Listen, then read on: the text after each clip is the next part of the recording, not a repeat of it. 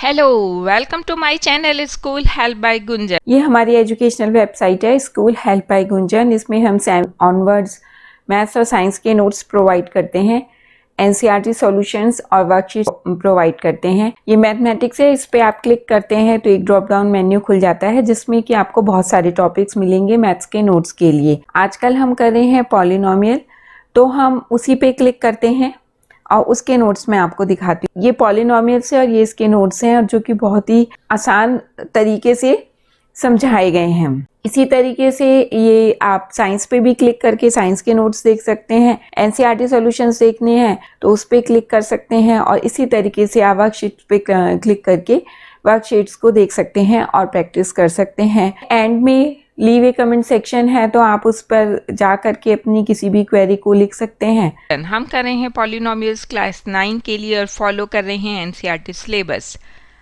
Polynomial chapter पूरा complete हो चुका है, सिर्फ एक्सरसाइज 2.5 रह गई है, जिसमें कि हम क्वेश्चन नंबर 1 से क्वेश्चन नंबर 7 तक कंप्लीट कर चुके हैं।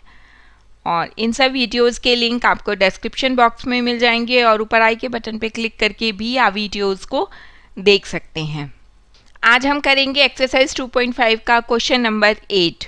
ये क्वेश्चन नंबर 8 है, इसके 5 पार्ट्स हैं और हर पार्ट को हमें फैक्टराइज करना है। तो चलिए शुरुआत करते हैं। फर्स्ट पार्ट है, फर्स्ट पॉलिनोमियल दिया हुआ है 8a³ + b³ + 12a² + 6ab²। तो हम क्या करते हैं कि 8a³ को हम जब हम 8 के फ्रैक्शंस करते हैं तो ये 2 × 2 × 2 आता है, तो हम इसे लिख सकते हैं 2a³। इसी तरीके से b है, b को भी हम 3 टाइम मल्टीप्लाई करेंगे, b × b × b, तो b³ आ जाएगा। तो इसको भी हम b³ लिख सकते हैं। आप ब्रैकेट भी लगा सकते हैं, नहीं भी लगाएंगे तो भी इसमें चलेगा। तो b³ को हमने b³ लिख दिया। अब है 12a²b। 12a²b को हम लिख सकते हैं 3 × 4a² × b। अब आप इसको मल्टीप्लाई करेंगे तो ये 12a²b होता है, और 3 एज इट इज़ रखें हम। 4a² को हम लिख सकते हैं 2a² × b। तो 12a²b = 3 × 2a² × b। तो वो हमने यहाँ पे लिख दिया। अब है 6ab², इसको हम क्या लिख सकते हैं 3 × 2a × b²। हमने अभी तक कुछ नहीं किया, सिर्फ अपने क्वेश्चन की फॉर्म को चेंज किया है, उसे और सिंपल वे में कर दिया है। अब हमारी आइडेंटिटी ये हम रट गई है, बहुत बार कर चुके हैं, आपको बहुत अच्छे से पता है। x + y² = x³ + y³ + 3xy × x + y। और हम इसको लिख सकते हैं x + y² = x³ + y³ + 3x² y + 3y²x। वो कैसे आया? 3xy को x + y से मल्टीप्लाई कर दिया। अब आप देखिए जो हमारी क्वेश्चन का फॉर्म है वो बिल्कुल हमारी आइडेंटिटी की तरीके से है। द 2a³ है तो यहाँ x³ है, b³ की जगह y³ है, 3 × 2a² और b है तो 3x² है। इसी तरीके से 3 × 2a b² है तो 3y² है।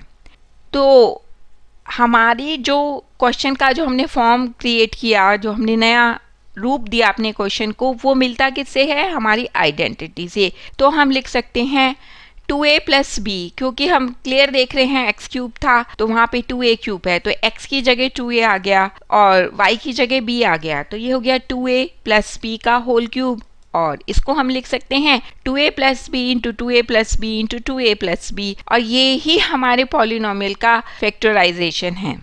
अब सेकेंड पार्ट है 8a³ - b³ - 12a²b + 6ab²। Almost जो टर्म्स हैं वो फर्स्ट पार्ट जैसी ही हैं, सिर्फ साइन थोड़े डिफरेंट है। तो सबसे पहले हम अपने क्वेश्चन को सिंप्लीफाई कर देते हैं, अपने पॉलिनोमियल को सिंप्लीफाई कर देते हैं। तो ये आ गया 2a3। हमें पता है कि 2 को 3 बार मल्टीप्लाई करेंगे तो 8 आएगा। b³ को हमने b³ ही रहने दिया। अब 12a²b हमने पीछे अभी सॉल्व किया था, तो यहाँ पे हम दोबारा नहीं कर रहे हैं। आप फर्स्ट पार्ट में देख सकते हैं, ये हो गया 3 × 2a² × b। इसी तरीके से 6ab² है तो ये हो गया 3 × 2a और b²। अब हम अपनी आइडेंटिटी देखते हैं। x माइनस वाई का whole cube equal to X cube minus Y cube minus 3xy into X minus Y, और इस आइडेंटिटी को हम लिख सकते हैं x माइनस वाई का whole cube is equal to X cube minus Y cube minus 3x square Y plus 3y square x। तो ये क्या किया हमने, अपनी आइडेंटिटी में minus 3xy into X minus Y जो टर्म थी उसको हमने अंदर मल्टीप्लाई कर दिया। तो अब जैसे फर्स्ट पार्ट में था, सेम सेकेंड पार्ट में भी है कि एक्स क्यूब की जगह 2a क्यूब है, वाई क्यूब की जगह b क्यूब है, यानी कि x की जगह 2a, y की जगह b। तो हम क्या कर सकते हैं, अपने क्वेश्चन को लिख सकते हैं 2a माइनस बी का होल क्यूब, और इसको हम लिख सकते हैं 2a minus B into 2a minus B into 2a minus B, और ये ही फैक्टराइजेशन है हमारी गिवन पॉलिनोमियल का। Very simple question. थर्ड भी सेम पहले की दो पार्ट्स की तरीके से ही होगा। सबसे पहले अपने क्वेश्चन को सिंप्लीफाई करते हैं। 27 है, तो 27 क्या हो गया, 3 का क्यूब। 3 बार आप 3 को मल्टीप्लाई करेंगे तो 27 आ जाएगा। फिर है 125 a cube with minus sign है, तो 125, 5 को आप 3 बार मल्टीप्लाई करते हैं तो 125 आता है, या फैक्टराइजेशन करके 125 का देखेंगे तो 5 इंटू 5 इंटू 5 125 हो जाएगा, और a को हम 3 बार मल्टीप्लाई करेंगे तो a क्यूब आता है, तो ये negative sign as it is रहेगा। ये हो गया 5a का होल क्यूब। फिर है माइनस 135a, तो सबसे पहले 135a को देखते हैं। 135a तो एज इट इज मल्टीप्लीकेशन में ही रहेगा, और 135 को हम लिख सकते हैं 3 इंटू 9 इंटू 5। तो ये लिखा हमने with negative sign, 3 as it is रहेगा, और 9 जो बीच में है 3 इंटू 9 इंटू 5a, तो वहाँ पे हमने 9 की जगह लिख दिया 3 स्क्वायर इंटू 5a। फिर है 225 को आप देखिए जब इसको मल्टीप्लाई करते हैं तो ये आता है 25 इंटू 9, तो इसको हम लिख सकते हैं 3 इंटू 5a का स्क्वायर इंटू 3। अब ये हमारा क्वेश्चन मैच करता है हमारी आइडेंटिटी से। एक्स क्यूब की जगह 3 cube, y minus Y cube की जगह माइनस 5a क्यूब, तो हम इस अपने क्वेश्चन को लिख सकते हैं is equal to 3 minus 5a का होल क्यूब, और इसको लिख सकते हैं 3 minus 5a into 3 minus 5a into 3 minus 5a, और यही हमारे पॉलिनोमियल का फैक्टराइजेशन है। फोर्थ क्वेश्चन भी पहले की तरीके से है, थोड़ा सा जो कोफिशिएंट है वो बड़ा कर दिया है। देख के ऐसा लग रहा है पता नहीं कितना टफ है, लेकिन कुछ नहीं, same method same process, question बहुत सिंपल है। तो हम इसको शुरू करते हैं। 64a क्यूब, तो हम 64 को लिख सकते हैं 4 इंटू 4 इंटू 4, तो ये हो गया 4a का क्यूब। फिर 27b क्यूब, तो 27 हमें पता ही है कि 3 का क्यूब, तो ये हो गया 3 इंटू b या 3b का क्यूब। अब है 144a स्क्वायर b, तो हम 144 को देखते हैं। 144 में को हम लिख सकते हैं 3 इंटू 4 इंटू 4 इंटू 3। फैक्टराइजेशन करेंगे 144 का तो आपको पता चल जाएगा, और इसको हम लिख सकते हैं 3 इंटू 4a का square into 3b। a square है और यहाँ पे 4 का स्क्वायर है, तो इसलिए हमने लिख दिया 4a का होल स्क्वायर, और जो लास्ट में 3 बच गया उसके साथ b आ गया। इसी तरीके से 108 ab स्क्वायर, तो 108 को हम फिर फैक्टराइज करते हैं तो 3 इंटू 4 इंटू 3 इंटू 3, तो यहाँ पे हम कर देंगे 3 का स्क्वायर, तो ये आ गया 3 इंटू 4a इंटू 3b का स्क्वायर। और ये किससे मैच करती है, हमारी आइडेंटिटी से। एक्स क्यूब की जगह 4a क्यूब, वाई क्यूब की जगह 3b। आगे यदि हम देखें माइनस 3x स्क्वायर वाई, तो यहाँ पे है माइनस 3, फिर 4a का स्क्वायर इंटू 3b। इसी तरीके से प्लस 3y स्क्वायर एक्स है, तो प्लस है 3 इंटू 4a इंटू 3b का स्क्वायर, तो हम इसको लिख सकते हैं 4a माइनस 3b का क्यूब, और इसको लिख सकते हैं 4a minus 3b into 4a minus 3b into 4a minus 3b, और ये ही हमारे फैक्टर्स हैं हमारे गिवन पॉलिनोमियल के।